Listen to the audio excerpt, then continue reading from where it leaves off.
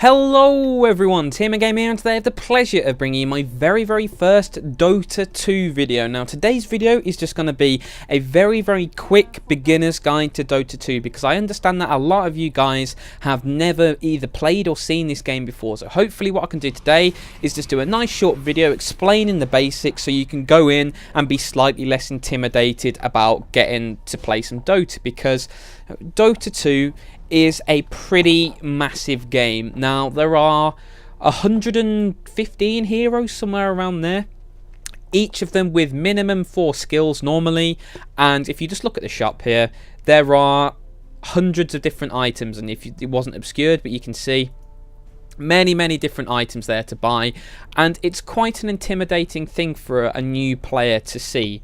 See all of these heroes, see all of these items. There's a lot of stuff going on, and that puts some people off from trying to play Dota. But I've been playing Dota for about 3 months now, and I have to say I've really enjoyed it. I love the team aspect, I love the competitive edge, I love the variety as well, because even though the map you're looking at is the only map, there's only one map that they play on. Like I mentioned, there's hundreds of heroes, there's hundreds of items. You can play the same hero 25 games in a row, and every game will be different, because you'll have different heroes on your team. You'll buy different items to cope with that. You'll do better, you'll get better gold or slightly less gold, and just that variety in the communication I really enjoy. So great thing about Dota 2, it is a completely free to play game. You don't have to pay a single penny to play this game, so there's absolutely nothing stopping you from going out and giving it a try.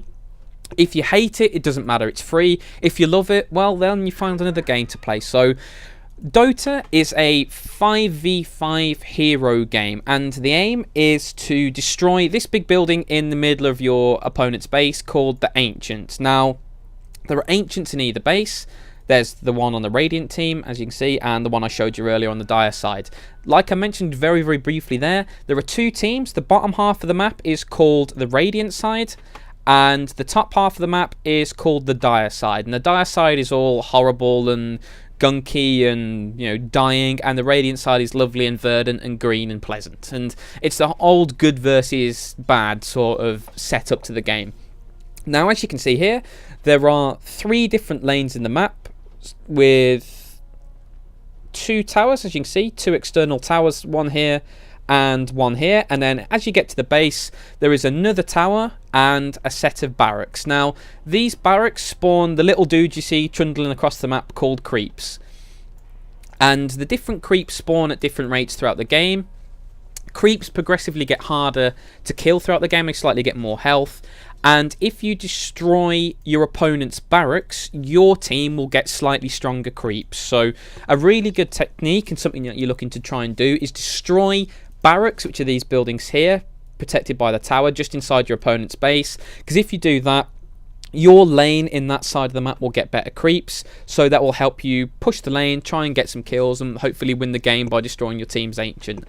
As you can see at the start of the game here, the 2 sets of creeps meet, and the heroes on the opposing sides duke it out over the creeps. Now, what happens is, if you stand within, I think it's about this distance, so just about here somewhere, if you're within that range of the creeps, when they die, the enemy creeps, you get some experience. So let's have a look at James. There you go, you saw the number at the bottom. When an enemy creep dies within range, he gets a little bit of experience. If you get the last hit on an enemy creep, and hopefully I get one of the last hits on these dudes here to show you, or James will go back to the lane and try and get some last hits.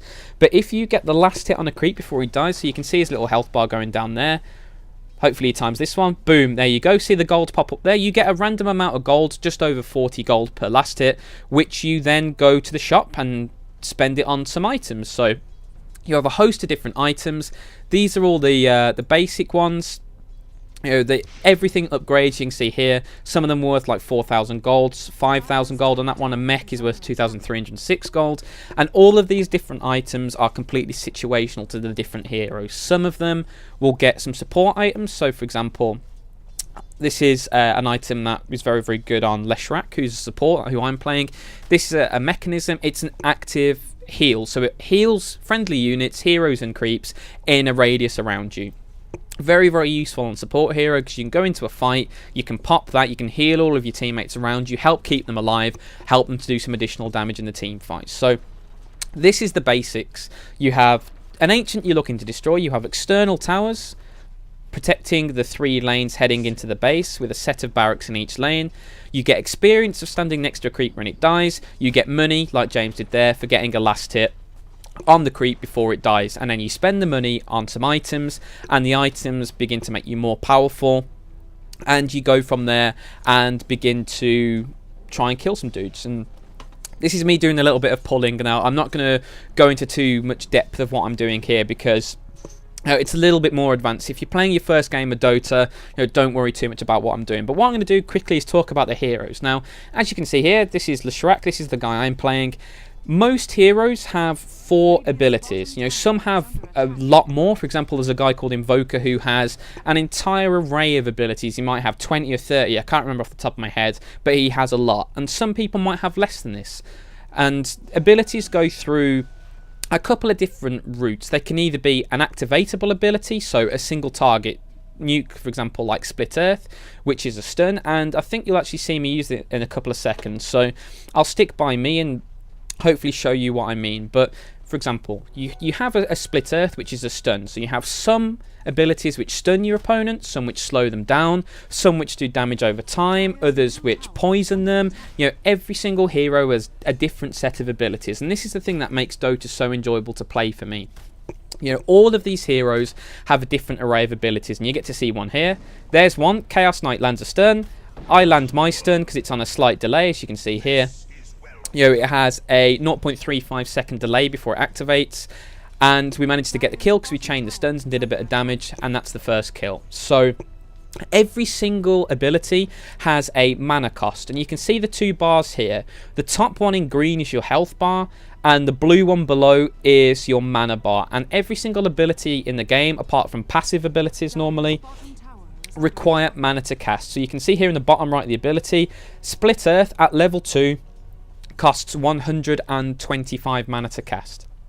So you've got your basic mana pool, which at the moment is 481, and at the moment it's regenning by 1.41 mana per second. So you can see the mana slowly going up there.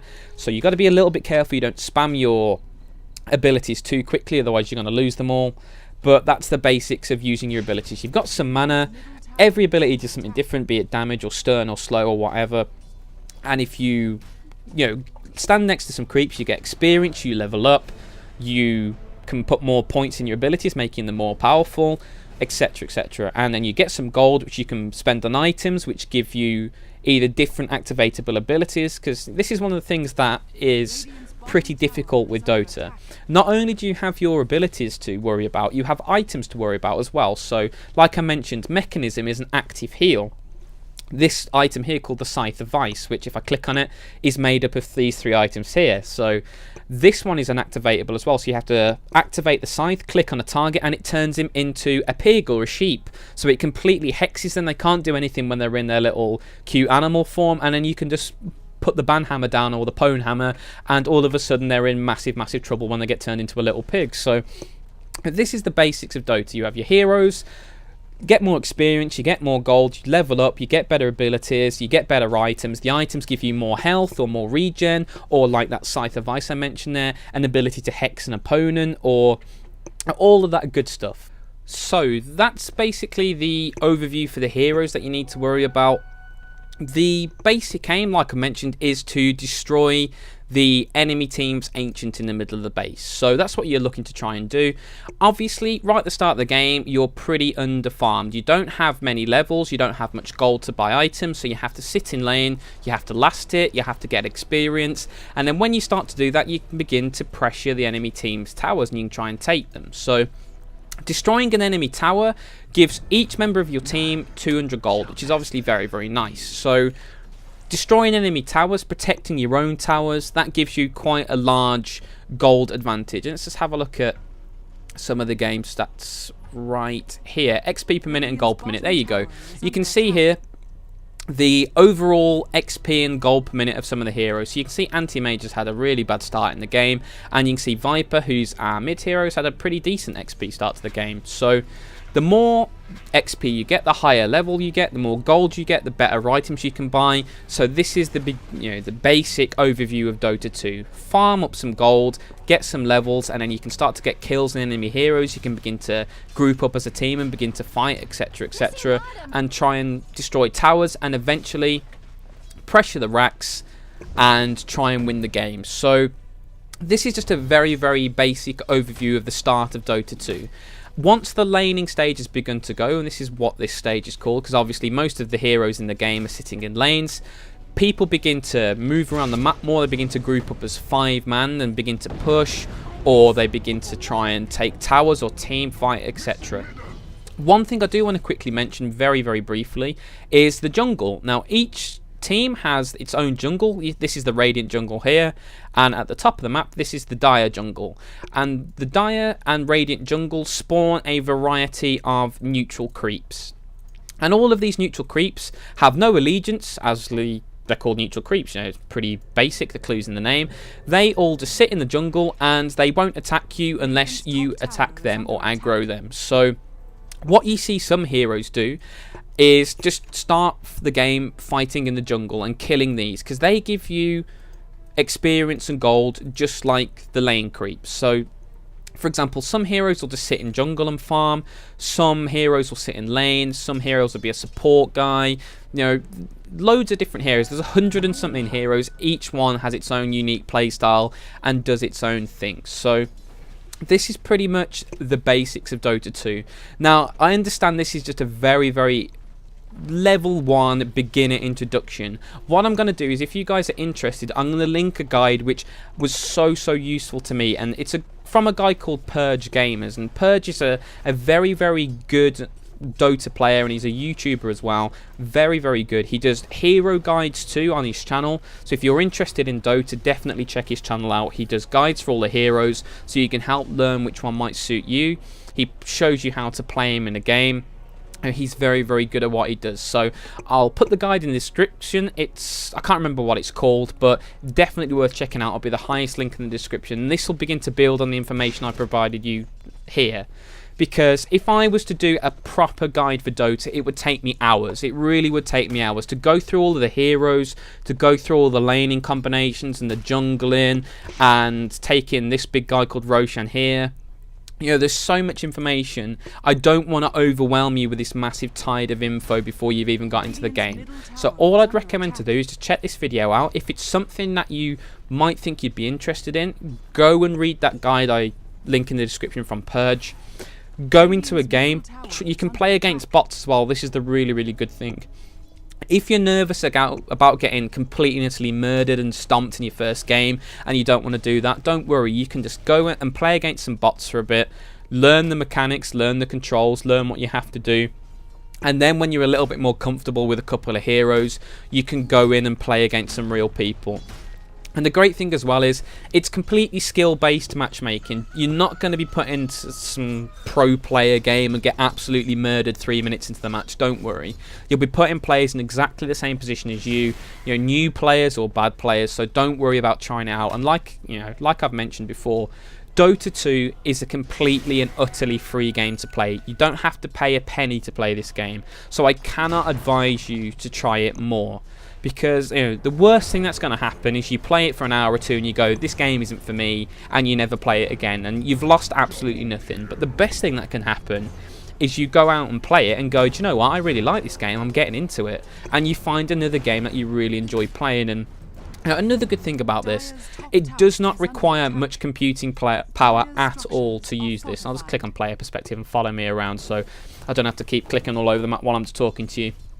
But free to play, so much depth. You can play this game for years and still find new experiences and find new challenges. They are still releasing new heroes for it as well. There's new heroes coming out quite regularly, so even more stuff for you to enjoy and play with. It's a really good game. I definitely enjoy it. It's fun to play with some friends as well if you've got a couple of mates who want to play, and it runs on basically any computer. I had a mate who played this game. He's got like a 6-year-old laptop. The laptop is busted, it's been dropped all over the place, yet it's still able to play Dota 2, so there's no excuse for you not to try it out. If you don't like it, fair enough, but free games, especially games of this quality, definitely worth checking out. So guys, I hope you've enjoyed my very, very brief introduction to Dota 2. I hope it's something that you like the look of and you want to check out, and I hope to see you online. So once again, thank you so much for watching. Hope you've enjoyed the video, and as always, have a great